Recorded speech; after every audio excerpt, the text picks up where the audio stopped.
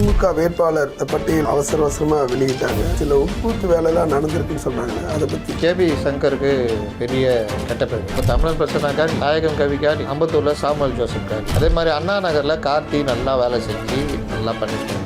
அதை வச்சுன்னா மாப்பிள்ளைக்கு போகுது, உதயநிதிக்கு ஆகாது. அப்போ வேணும்னா இவரை காலி பண்ணோம் அப்படின்னு கார்த்திகை கொண்டு வந்து இங்கே போட்டிருக்காங்க. வெளியில் வேறவங்களுக்கு பொதுவாக திமுக வெயிட்டாக இருக்கிற இடம். ஆனால் விஜய் வந்துக்கிறாரு. கனிம வளம்னா மனோ தான் அந்த அளவுக்கு வந்து சோலாவாக அடித்தார். தமிழ்நாடு ஃபுல்லாகவே பல ஆட்களுக்கு பெரும்பாலான கொடுத்துருக்காரு. 43 பேர் தான் புது ஆள். அதனால் விஜயுடைய வாக்குகளை நம்பி தான் இவங்க நிற்கிறாங்க. அமமுக பெரும் பலம். அதனால் இது எல்லாமே அதிமுக கூட்டணி சாதகமாக இருக்கும். திமுக கூட்டணியில் ஒவ்வொரு விஷயத்தையும் ஒவ்வொருத்தரும் ஒவ்வொரு தொகுதியை அடித்து பிடிங்கிருக்காங்க. பெரிய சண்டை இன்னைக்கு வரைக்கும். இதனால் சென்னையிலேயே பல தொகுதிகள் தடவை அதிமுக வரதுக்கான வாய்ப்புகள் அதிகம் இருக்குது.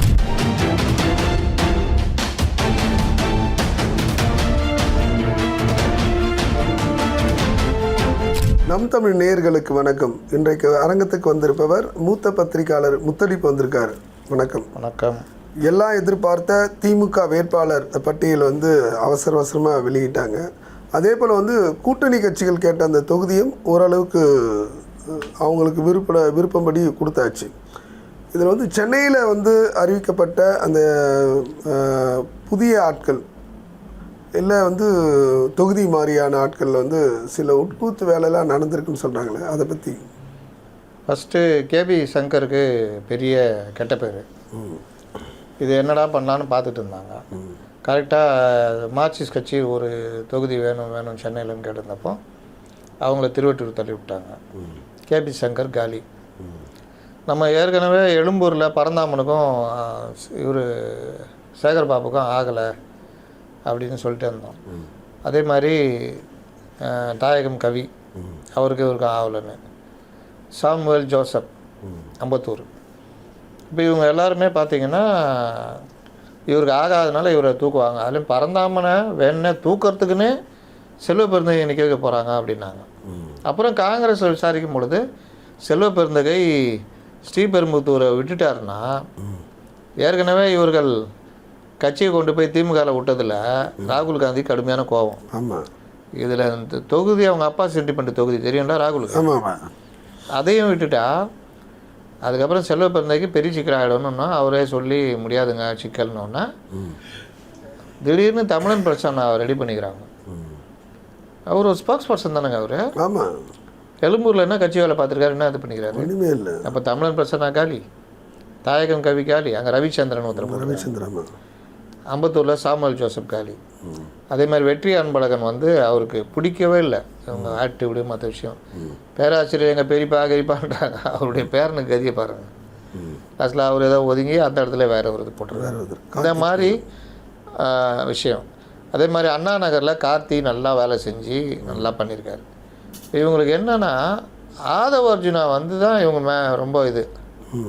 அதில் ஆதவ அர்ஜுனா மாப்பிள்ளை ஃப்ரெண்டு, உதயநிதிக்கு ஆகாது.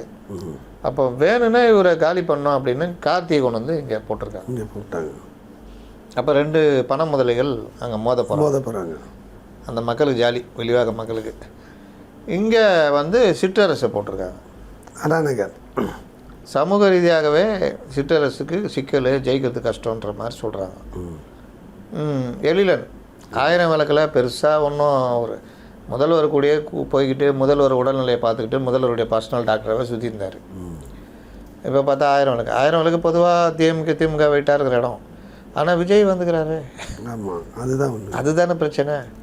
அப்போ அந்த வாக்குகள் விஜய் திமுக ஆதரவு வாக்குகள் பிரித்தா அங்கே நிலைமை எப்படி மாறும் தெரியாது. சைதாப்பேட்டை மாசு அவர் தப்பிச்சு வேலைச்சேரி ஓடலான்னு பார்த்தாரு. ஆனால் வேலைச்சேரியை லாக் பண்ணி காங்கிரஸ் கொடுத்துட்டாங்க. காங்கிரஸில் வந்து அவர் ஹசன் மௌலானா வந்து அந்த மக்களுக்கு அவ்வளோ பண்ணிக்கிறாப்புல.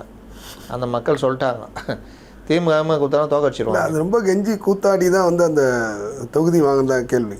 யார் எத்தனை கோடி வேணால் நான் செலவு பண்ணுறேன் அப்படின்னு சொல்லிட்டு காங்கிரஸில். அதனால தான் அந்த திமிர் பேச்சுலாம் வருது. இவ்வளோ தான் பண்ண முடியும் மலையில், இதுக்கு மேலாம் பண்ணணும். திமிர் பேச்சுலாம் வருது காரணம் அதுதான். அதனால் எத்தனை கோடி செலவு பண்ணாலும் வாங்கிட்டாங்க. இனி அதை நோக்கி நகர்ந்துருவாங்க. அப்போ சைதாப்பேட்டையில் செந்தமிழங்கிட்ட மாட்டினாப்புல. யார்? மாசு. ரொம்ப நல்ல பேர். ஒரு காலத்தில் அந்த இடைத்தேர்தலில் முதல் நிற்கிறாரு, அவ்வளோ நல்ல பேர். இப்போ எந்த தேர்தல் நிற்கிறாரு, அவ்வளோ நல்ல பேர். அதனால் ஆனால் அங்கே இருக்க அந்த கட்சிக்காரங்களே வந்து புலம்புறாங்க. மாசு வந்து எதுவுமே வந்து ஒன்றுமே பண்ணலை. அவர் பெரிய துறையில் இருந்தார், ஆனால் ஒரு சின்ன விஷயம் கூட பண்ணலை. இவங்க எல்லாம் அந்த லெவலுக்கு வந்தோன்னு ஒரு கேப் வச்சுக்கினாங்க. அதே சேதாப்பட்டினம் தான் எம்ஜிஆர், கலைஞர்லாம். அவங்களாம் எப்படி சைதேந்திரசாமி எப்படி வச்சுருந்தார், அவர் எப்படி இன்றைக்கும் சைதேந்திரசாமி போட்டால் டஃப் கொடுப்பார். ஆமாம், கண்டிப்பாக. கோட்டூர்புரம்லாம் அவர் கோட்டு வருதெல்லாம். அதனால் இவருக்கு அந்த சிக்கல் இருக்குது. அதே மாதிரி வேற என்ன தொகுதி? ஆர்கே நகர் எபினேசர். நீங்கள் ஞாபகம் இருக்கா? அவர் வந்து கிச்சன் கேபிள் தானே, அவர் மீன் வாங்கி கொடுக்குற வேலை தான் அவருக்கு.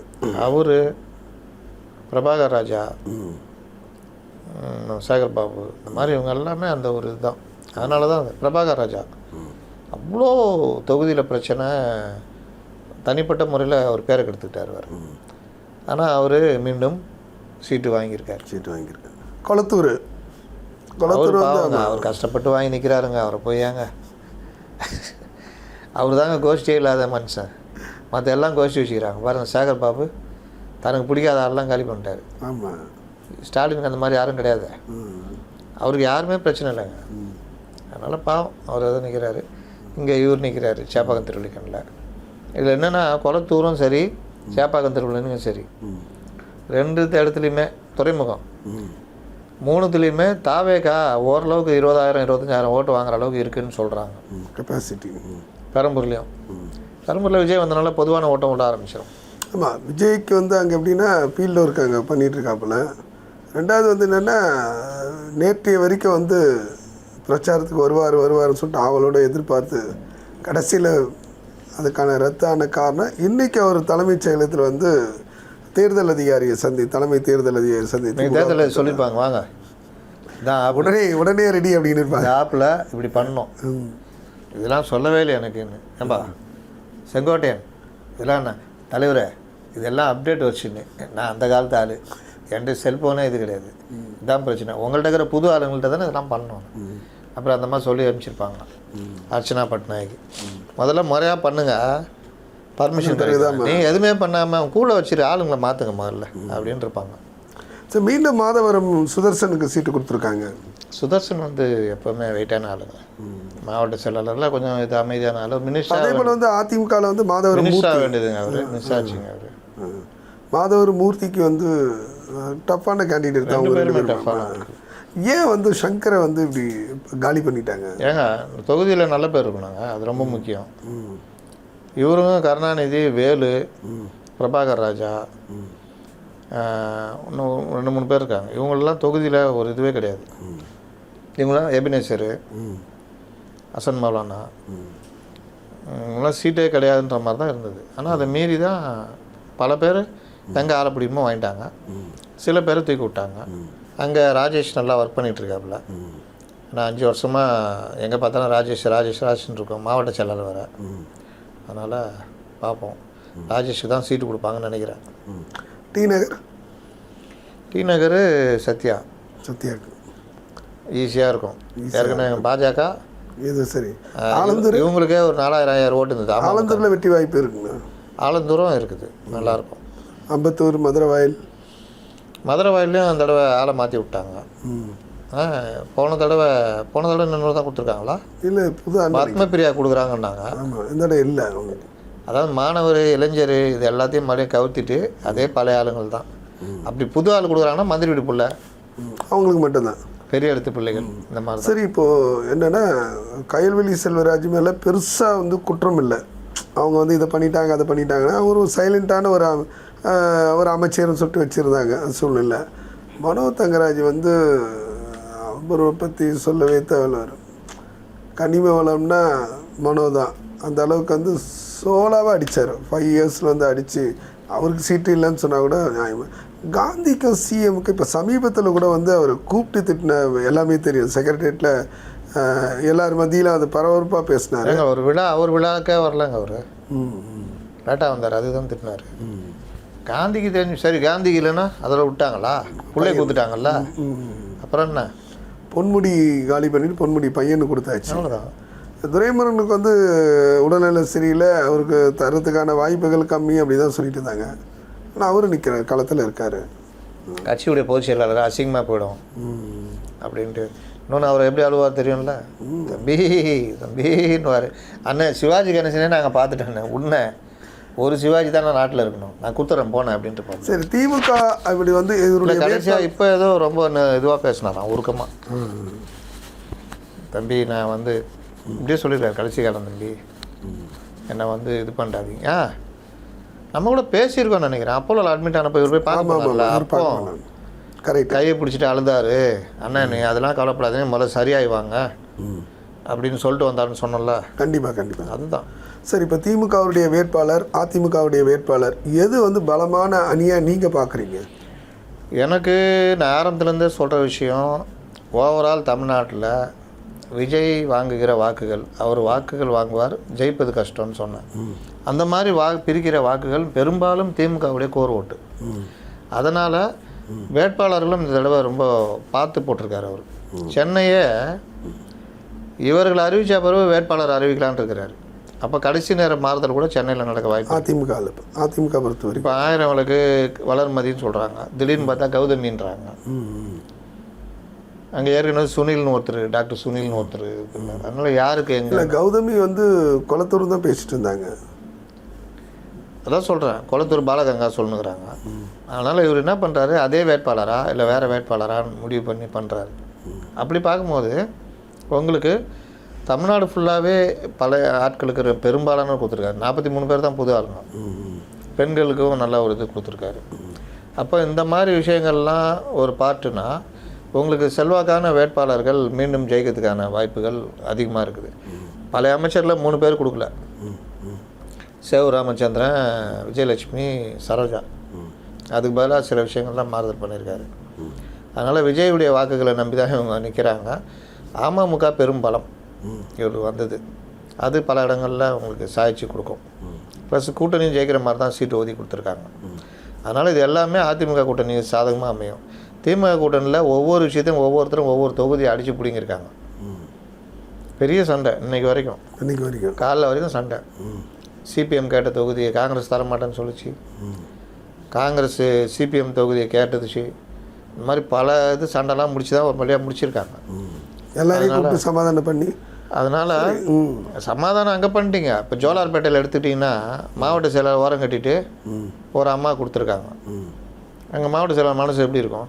கண்டிப்பாக அந்த அம்மா செல்வாக்கு மிக்க அம்மான்றதுனால அந்த அம்மா கொடுத்துருக்காங்க. முன்னாள் மேயர் எதை சொல்கிறாங்க. அதே மாதிரி பல இடங்களில் கூட்டணி கட்சிகள் கொடுத்துருக்காங்க. இப்போ வாணியம்பாடி எடுத்திங்கன்னா திரும்ப ஏதோ ஒரு முஸ்லீம் அமைப்பு கொடுத்துனுக்குறாங்க. இப்போ ஜவஹர்லாவா இந்தியன் யூனியன் முஸ்லீம் லீக்கான்னு போச்சு, லாஸ்ட்டில் இந்திய யூனியன் முஸ்லீம் லீக் கொடுத்துட்டாங்க. அப்போ அங்கே இருக்க திமுககாரங்க எப்படி இருக்கும்? நாகப்பட்டினம் திரும்ப இது விசிகாவுக்கு போச்சு, கம்யூனிஸ்டுகள்ட்ட இருந்தது. இந்த தடவை விசிகா, இப்போ தமிழ் முன்னான் சரி பழையபடி. அப்போ அவங்களுக்கு எப்படி இருக்கும் அங்கே இருக்கவங்களுக்கு? இந்த மாதிரி ஒவ்வொரு மாவட்டத்துலேயுமே ஒவ்வொரு இடத்துலையுமே இந்த பிரச்சனை இருக்குது. இதில் வந்து அந்த மாதிரி பெரும்பாலும் கிடையாது. அது ஒரு ப்ளஸ் பாயிண்ட்டு. இது இல்லாமல் இப்போ சென்னை எடுத்துகிட்டே உங்களுடைய கோட்டைன்றாங்க. நீங்கள் பாருங்கள், நம்ம இப்படி இருந்தே வருவோம். 1000 விளக்கு இது திருவள்ளி பார்க்கும். அங்கே பார்த்தீங்கன்னா இவர் 2 வருஷம் தான் போனார். அதுக்கப்புறம் பெரும்பாலும் அவர் போகல. அது ஒரு மைனஸாக இருக்குது. அங்கே ஒரு பையன் ஒர்க் பண்ணிகிட்டு இருக்காப்புல, தாவேக்கா ஓட்டு பிரியுது, இஸ்லாமியர்கள் ஓட்டு தாவேக்காக்கெல்லாம் போகிறது வாய்ப்பு இருக்குது. இந்த மாதிரிலாம் இருக்குது. அப்போ ஜெயிக்கணும்னா போராடி ஜெயிக்கிற மாதிரி இருக்கும். கண்டிப்பாக 1000 விளக்கு எழிலன் அங்கே வளர்மதியை போட்டாங்கன்னா போட்டி கடுமையாக இருக்கும். மயிலாப்பூரில் தாவேலுக்கு கட்சிக்காரன் ஒருத்தன் வேலை செய்ய மாட்டான், அவ்வளோ கடுமையான கோபத்தில் இருக்கான். அப்போ அங்கே தமிழிசை நிற்கிறாங்க. அப்போ அவங்க ஜெயிக்கிறதுக்கான வாய்ப்பு. வேளச்சேரி அசன் மௌலானா கொடுத்தா முடிஞ்சது கதை. அசோக் ஈஸியாக ஜெயிப்பாங்க. சைதாப்பேட்டை மாசுக்கிட்ட கட்சிக்காரங்கள்ட்ட நல்ல பேர் இல்லை, அவன் கடுமையாக காத்துக்கிட்டு இருக்கிறான். அப்போ அவர் அந்த போன தடவை 2021 இருந்த அந்த ஒரு வேகம் இப்போ இல்லை. டி நகர் சொல்லவே வேணாம், போன தடவை 127 ஓட்டு தான். இந்த தடவை பாஜக வெயிட்டாக இருக்குது, அமமுக இருக்குது. அமமுக போன தடவை அதில் 2000 சீட்டில் 3000 ஓட்டு வாங்கியிருந்தாங்க. இப்போ இது எல்லாமே சேர்ந்துக்குது. விஜய் பிரிக்கிற வாக்குகள்.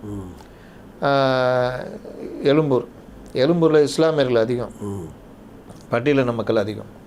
இதில் விஜய் கை வச்சா அது எதிர்த்து நிற்கிறவங்களுக்கு வாய்ப்பாக போகும். புது வேட்பாளர் அவர் இப்போ நிற்கிற தமிழன் பிரச்சனை, அது ஒரு பிரச்சனை. இது பல இடங்களில் சேகர் பாபு நான் ஜெயிக்க வைக்கிறேன்ற மாதிரி பண்ணியிருப்பார். துறைமுகத்தில் சேகர் பாபுக்கு சிக்கல் இருக்கும். அவர் வந்து தொகுதி விட்டு வெளியே வர முடியாமல் போராடி ஜெயிக்கிற மாதிரி தான் இருக்கும். பெரம்பூர் விஜய்கிட்ட போயிடும், தாவேக்கா ஜெயிக்கும்.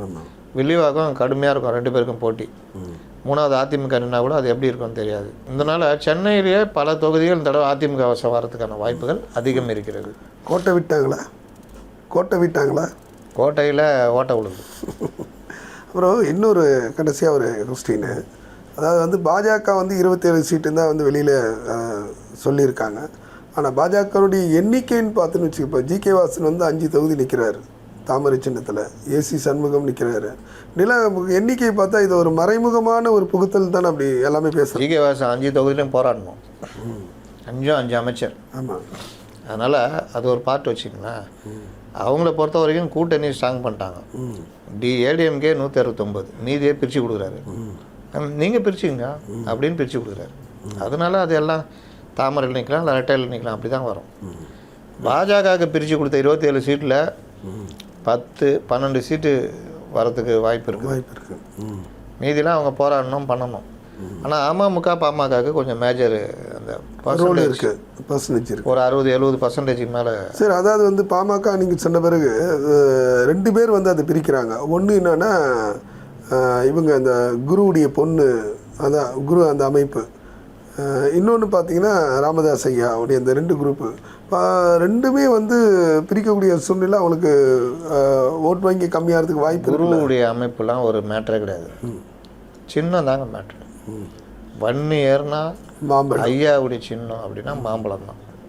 அவன் அங்கே போனாலும் அவன் கை தானாக மாம்பழத்துக்கு போயிடும். நீங்கள் என்ன தான் ஐயா ராமதாஸே தனியாக எதாவது பண்ணால் கூட அது பெருசாக இதாகாது. அதனால் அதெல்லாம் ஒரு மைனர் இது.